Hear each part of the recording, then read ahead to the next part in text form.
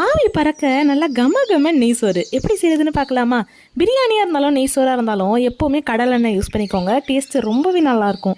கடலெண்ணெய் சேர்த்துட்டு கொஞ்சம் ஸ்பைசஸ், அது கூட வெங்காயம், பச்சை மிளகாய், கல்லுப்பு சேர்த்துட்டு கொஞ்சம் பொரியிற வரைக்கும் வதங்கிக்கலாம். இப்போது 1.5 ஸ்பூன் இஞ்சி பூண்டு பேஸ்ட்டு, கை நிறைய கொத்தமல்லி புதினா சேர்த்துக்கோங்க. சேர்த்துட்டு ஒரு பரட்டி இதில் ஒரே ஒரு பழுத்த தக்காளி சேர்த்துக்கோங்க.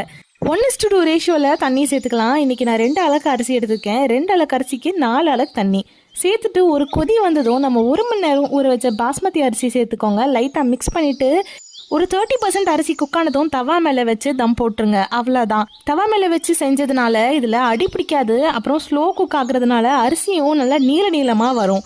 நெய் சோறு தால்ச்சா கூடயும் நல்லாயிருக்கும். ஆனால் இன்றைக்கி நான் மட்டன் குழம்பு தான் செஞ்சுருக்கேன். இந்த மட்டன் குழம்போட ரெசிபி நான் கண்டிப்பாக அடுத்த வீடியோவில் ஷேர் பண்ணுறேன். மறக்காமல் ஃபாலோ பண்ணிக்கோங்க. அண்ட் இந்த மாதிரி நிறைய வீடியோஸ் பார்க்குறதுக்கு மறக்காமல் சப்ஸ்கிரைப் பண்ணுங்கள். தேங்க்ஸ் ஃபார் வாட்சிங்.